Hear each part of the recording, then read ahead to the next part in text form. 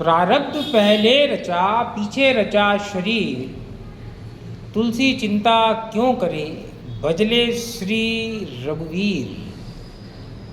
नमस्कार, मैं संजय कुमार श्रीवास्तव सनातनी ओरा चैनल में आपका हार्दिक स्वागत करता हूँ।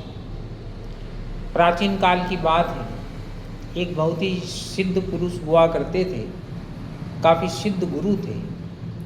उम्र बढ़ जाने के कारण सूर्यास्त के बाद उन्हें स्पष्ट नज़र नहीं आता था।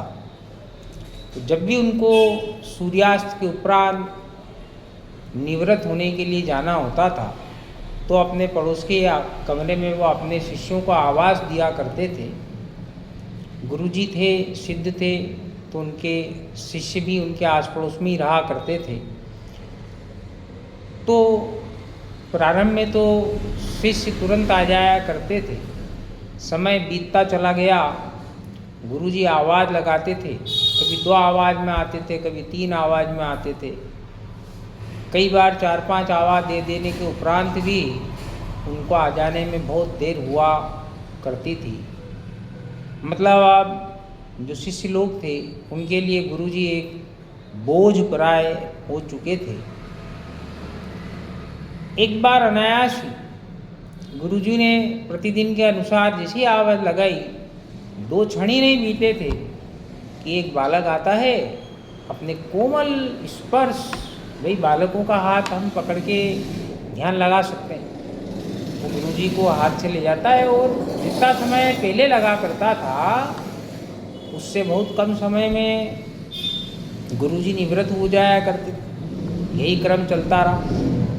अच्छा, अब इसी दौरान जब वो बालक आता था तो गुरुजी के आस पड़ोस का वातावरण काफ़ी सुगंधमय और स्वच्छ हो जाया करता था। जैसा कई बार हम पाते हैं कि बारिश के दिनों में एक सुनहरा वातावरण हो जाता है, स्वच्छ वातावरण हो जाता है, ठंडी ठंडी हवाएं आने लग जाती हैं। एक दिन गुरुजी को शंका हुई, जब वो बालक उनके पास हाथ पकड़ के निवृत्त करा के ला रहा था, गुरुजी ने उनका हाथ पकड़ लिया और गुरुजी ने उनसे पूछा, आप कौन हैं? आप मेरे शिष्य तो हो नहीं सकते थे, क्योंकि मैं अपने शिष्यों को आवाज़ लगाता हूँ तो 4-5 आवाज़ में भी बहुत देर से आया करते थे, और आप तो एक क्षण ही प्रकट हो जाते हैं। गुरुजी को तो दर्शन, भगवान जी को गुरुजी को दर्शन देना ही था। तो भगवान जी ने अपना दिव्य स्वरूप उनको दिखाया। जब उनका दिव्य स्वरूप गुरुजी ने देखा, जो कि रात्रिकालीन में उनको स्पष्ट नज़र नहीं आता था, तो गुरुजी भाव विभोर हो गए और गुरुजी ने उन्हें बोला,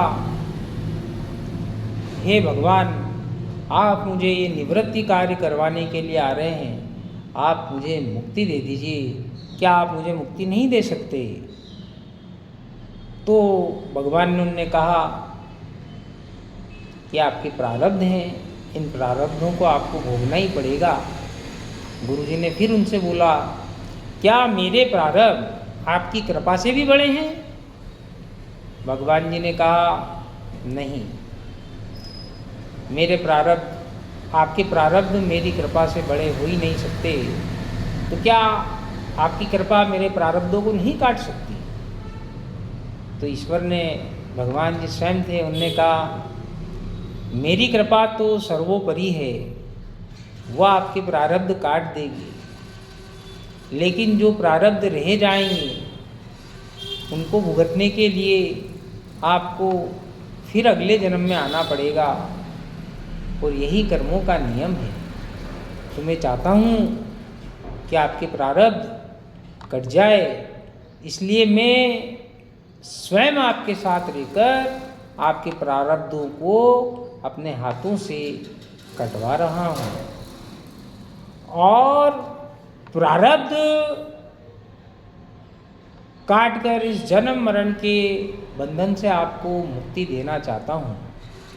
गुरुजी ने कहा, जैसी आपकी इच्छा, आपका आशीर्वाद। फिर श्री कृष्ण भगवान वासुदेव ने कहा प्रारब्ध 3 प्रकार के होते हैं, मंद प्रारब्ध, तीव्र प्रारब्ध और तीव्रतम प्रारब्ध। मंद प्रारब्ध मात्र मेरा नाम जपने से ही कट जाते हैं। तीव्र प्रारब्ध किसी सच्चे संत का संग कर कर श्रद्धा और विश्वास के साथ मेरा नाम जपने से कटते हैं। लेकिन तीव्रतम प्रारब्ध को तो भुगतना ही पड़ता है। जो श्रद्धा और विश्वास से मेरा नाम जप करते रहते हैं तो उनका प्रारब्ध काटने में स्वयं उनके साथ रहकर प्रारब्ध कटवाता हूँ और उसकी तीव्रता का आभास भी उनको नहीं होने देता हूँ। तो श्री राम, श्री कृष्ण, श्री हरि विष्णु, श्री शिवजी महाराज, ये सब हमारा उद्धार करने के लिए आए हैं। इसलिए इनका नाम जप में बहुत कुछ छुपा है, तो हम सबको इनका नाम अवश्य जपना चाहिए। इसी के ऊपर श्री तुलसीदास जी ने यह दोहा लिखा है, प्रारब्ध पहले रचा पीछे रचा शरीर, तुलसी चिंता क्यों करे भजले नाम श्री रघुवीर। राधे राधे, हर हर महादेव। यदि आपको हमारी ये कहानी अच्छी लगी हुई हो तो आप कमेंट्स कीजिए, लाइक कीजिए और शेयर कीजिए। आपके कमेंट और लाइक से निश्चित ही हम जैसे तुच्छ लोगों का साहस बढ़ता है और आपके लिए अच्छा अच्छा खजाना लेकर आने का प्रयास होता है। राधे राधे।